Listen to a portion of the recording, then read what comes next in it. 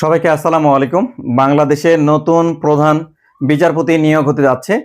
আর এই প্রধান বিচারপতি থেকে কি কি প্রশ্ন আগামী পরীক্ষার জন্য ইম্পর্টেন্ট তা জানবো আমরা 1 মিনিটে। প্রধান বিচারপতি নিয়োগ দেন রাষ্ট্রপতি। প্রধান বিচারপতির মেয়াদকাল 67 বছর। প্রধান বিচারপতির হবার যোগ্যতা 10 বছর সুপ্রিম কোর্টের অভিজ্ঞতা তার থাকতে হবে।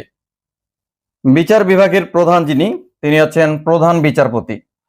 বাংলাদেশের প্রথম প্রধান বিচারপতি আবু সাদাত মোহাম্মদ সায়েম। এই ব্যক্তির নাম হচ্ছে আবু সাদাত মোহাম্মদ সায়েম।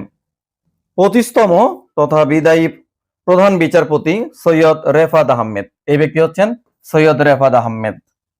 নতুন প্রধান বিচারপতি হবেন জুবায়ের রহমান চৌধুরী। এই ব্যক্তি হচ্ছে জুবায়ের রহমান চৌধুরী।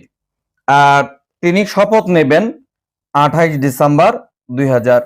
নিয়মিত আপডেট ভিডিও জানতে পেজটিতে লাইক বা ফলো দিয়ে সংযুক্ত থাকুন। ধন্যবাদ।